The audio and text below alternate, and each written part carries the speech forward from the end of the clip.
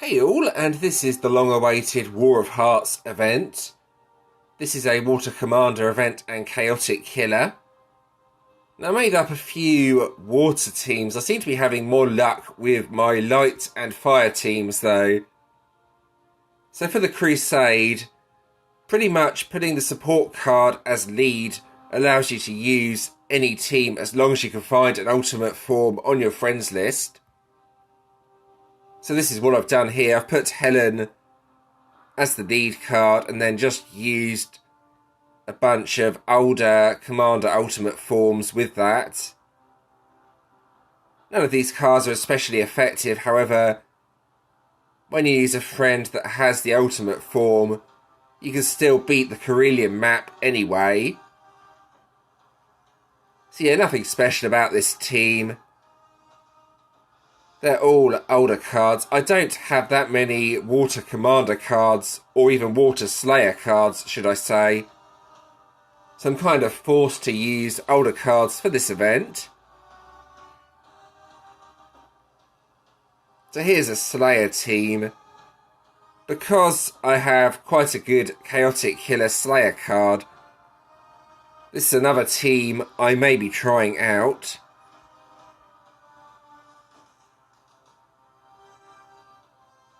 So a couple of Noble Killer cards on the team.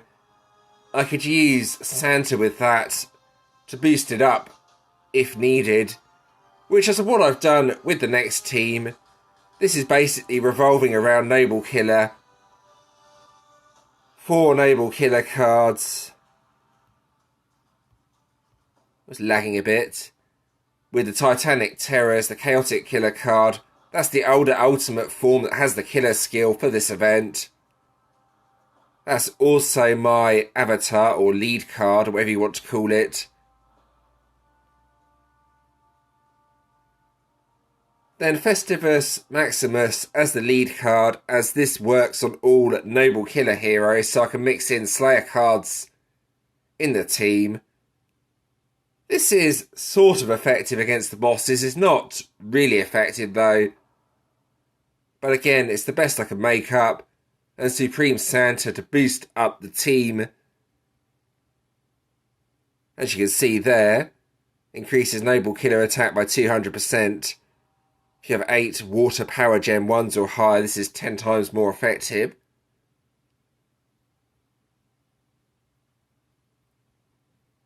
So for the solo bosses, I have actually found this does more than any of my water teams, and as such, this is what I've been using. A very, very effective team. I'm very happy to have managed to get this deck, especially the ultimate form in 2 pink stars. So if you don't have many good water teams like I have, try something like this. See what sort of damage you do. Knight increases Fire Commander damage by 80%, or should I say Knight Commander Grask.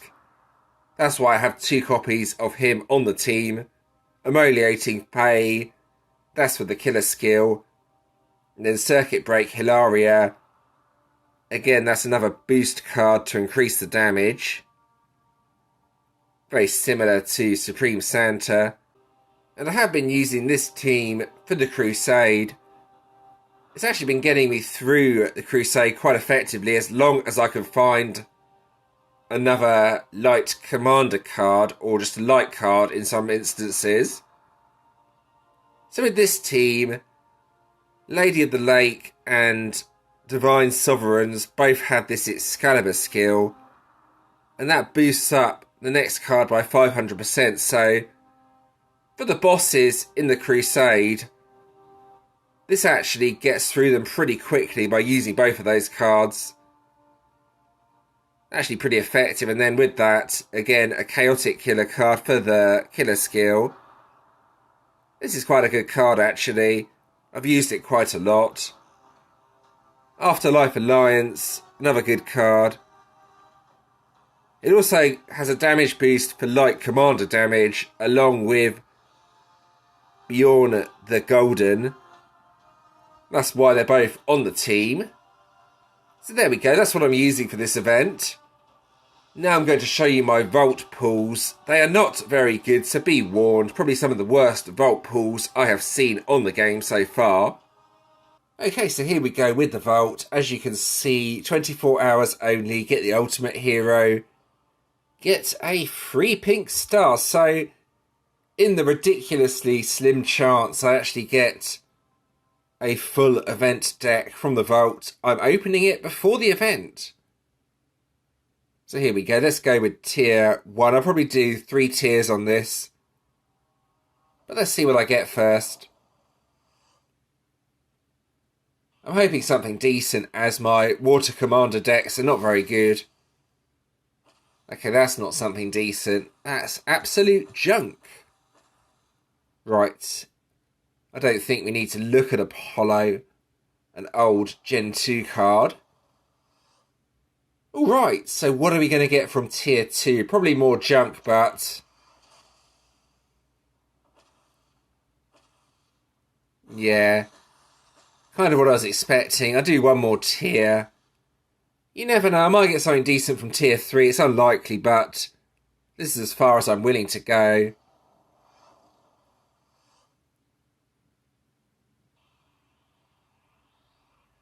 Let's have a look. What did I get? Let's see. Yeah, that really is rubbish. Nothing of use whatsoever from those 3 tiers. Yeah, that's extremely disappointing. It's kind of to be expected, though, from the vault, so that's not going to be improving my teams in any real way. Okay, and here we go with the Carillion Crusade. There are a few changes to this event, or should I say a few additional features. I will talk through those as we go. Occasionally you encounter different bosses in the Crusade, so that's worth knowing.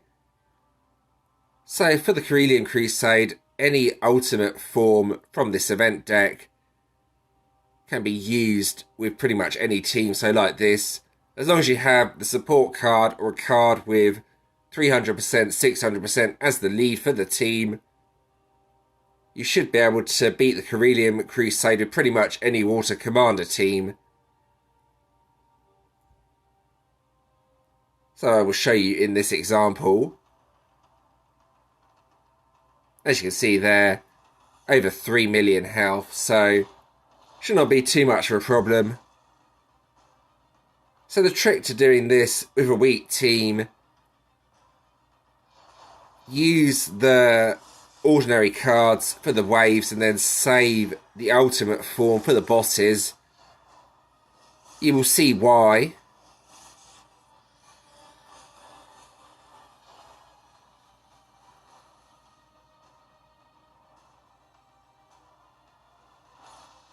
So yeah, that's just about enough to defeat the normal enemies. Now for the bosses, use the ultimate form, then match anything, and then the whole grid will fill up with power gems, which is really good. Something like this. The support card can also be used every single turn, which is a huge advantage here. Then that should be enough to get through the boss. Similar process with the end boss, just use the ultimate form to fill up the grid with power gems, then defeat the boss. Of course, it's going to take me a few turns to get the ultimate form back up, so I just need to match anything now. So this does look like a really good deck. I do need a water commander deck that's actually decent, so I may well get this deck later on with season coins. I've not decided yet, but I think it may well be worthwhile doing that, so we shall see, I guess. Depends if I can get through the other events with older decks or not. So here we go, the ultimate form is ready. You just have to make sure you do some sort of attack, and then I can use all the other cards as well for this end boss, and it should just defeat it instantly. Of course, it takes a few turns to get the skill active, but it is a very effective skill when used correctly like this. I've also managed to get an ultimate gem up, which should increase the damage by a significant amount. Here we go, let's see what this does. Yeah, that's more than enough to defeat the boss.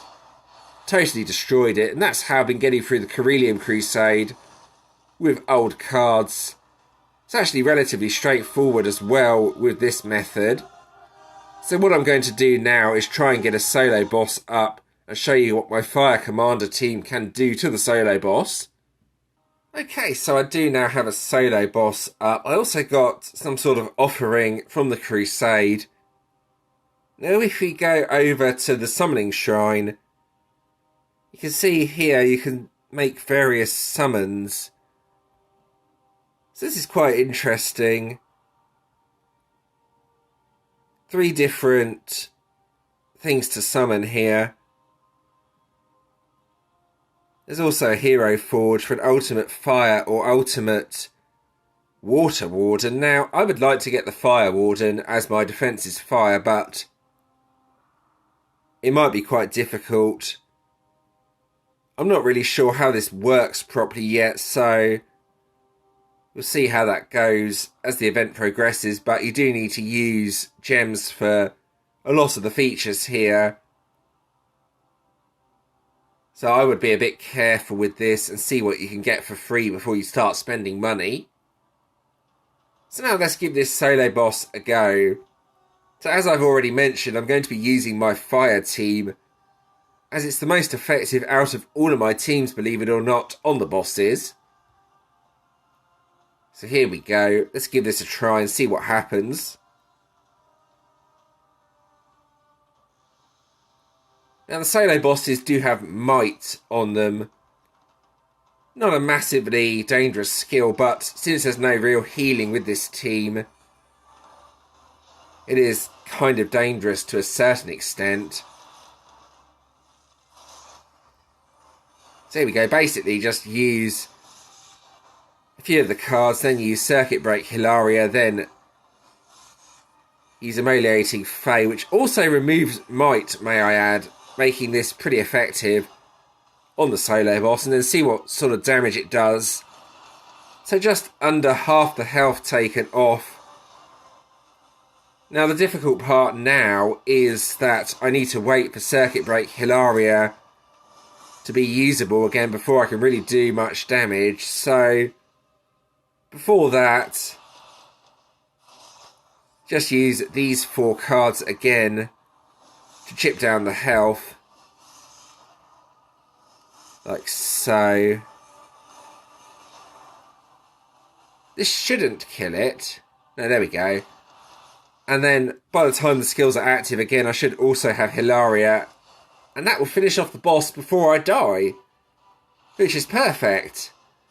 I managed to take down the solo boss without even having a decent water team, and in one attack as well. So yeah, that kind of shows the effectiveness of this Fire Commander deck. Here we go. Now I should be able to kill it with no real problems. Here we go.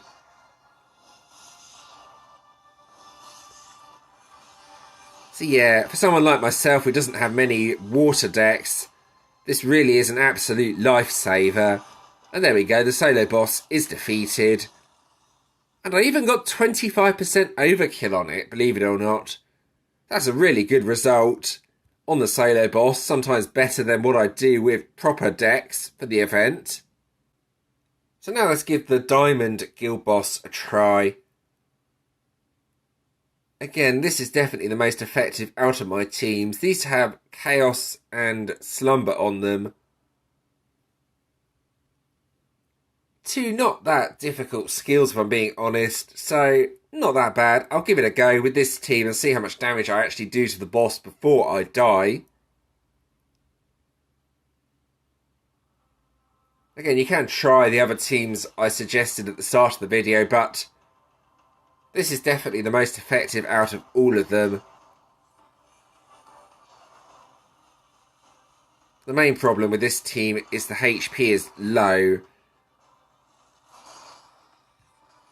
So Meleating Fae removes Slumber. Chaos is also countered. So yeah, let's see what this does. I don't think it will kill the Diamond Boss, but it will do some damage to it.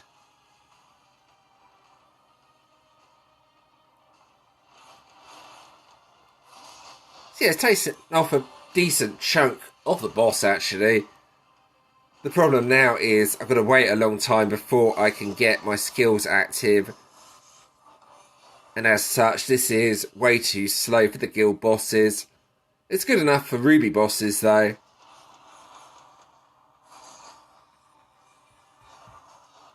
Since Meleating Fae removes certain debuffs, it's actually a really good card.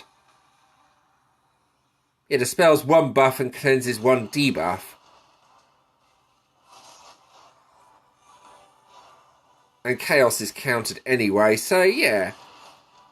You might well be able to make up something decent similar to this that does more damage than what my team is doing.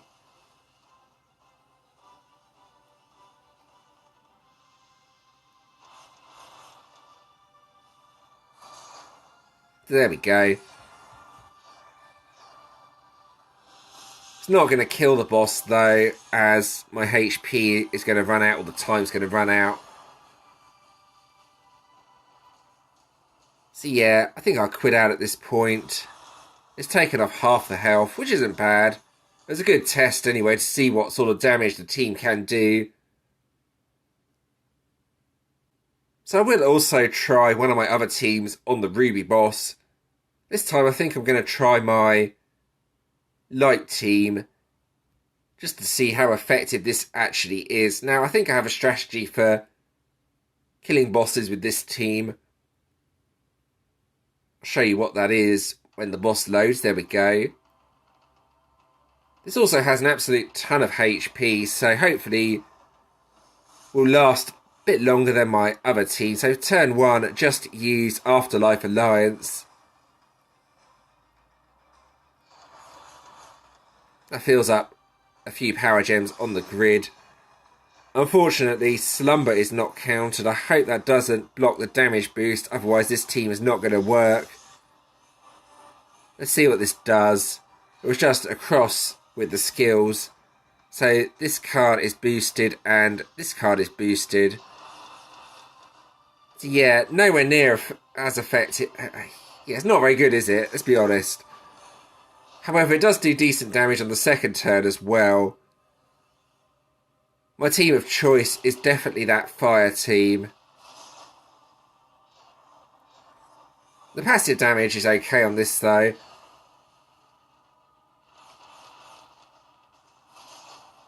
There we go. So it can kill the Ruby bosses, even though the damage is not spectacular. And I think to finish, let's try out one of my water teams. Just as a comparison to show you how ineffective these teams are. So here we go, let's use the boss's team. It's only Ruby. Ruby keys have no real value in the event, if I'm being honest. Well, it's all about the Corellium and Diamond boss if you want to do well. So the HP is not bad with this team. The idea behind this team is to try and get Bloody Mary going, so this takes a bit of time. And nothing's countered with this team either, which doesn't help at all. With my Fire Commander team, everything was countered pretty much, so this is not a good team at all. However, let's see what it does. Let's see if I can actually kill the Ruby boss. So at this point, you'd use Bloody Mary to get all those power gems up and then do something like this.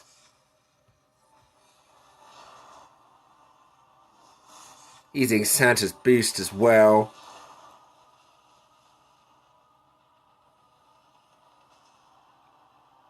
Yeah, it killed it, but the Fire Commander damage is actually far more effective than that, so yeah, I'm definitely going to stick with the Fire Commander team for killing the bosses, I think. Alright, so let's have a look at the rewards from this event. It's a little bit different as the season rewards are also in the event screen now. I'll show you what I mean as this loads, which is taking a long time.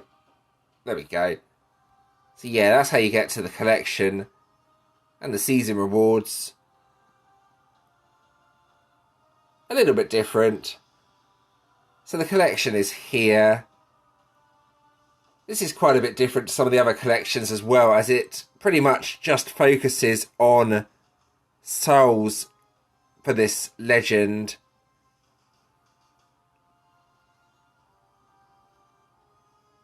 There we go. From that point, it's all souls for, it's called Lilla, whatever you want to call it, with the odd season choice coins in there. It's a very strange collection, actually. I mean, this legend is okay, but it only really has a use in the legend trials, so a collection like this is a bit strange. It's trying to make you upgrade her, basically.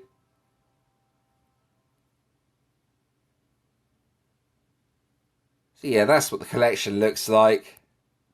And now onto the Warden or Dragoon. I'm not sure what it is yet. Let's have a look.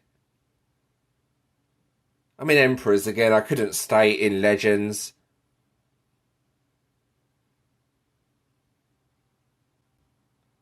So here we go. It's a Fire Warden. Defender skill counterattack. That's good. That's really good. Dispel Toxin as well. I'm liking the look of that Warden a lot. As always, the stats are pretty decent. I think I may end up using this Warden.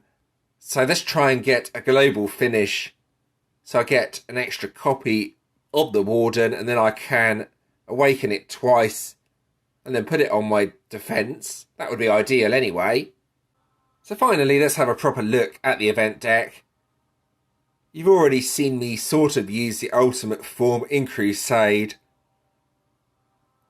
Have a look at the two cards individually. So yeah, that's a similar card. Reveals a weakness on the target, then creates a ton of power gems when the other cards start attacking it. What about this card though? Let's have a look. Okay, it just gives a commander damage boost. So yeah, that's not especially good. However, that's quite a high damage boost, and it's for 4 turns as well. So that's an interesting card.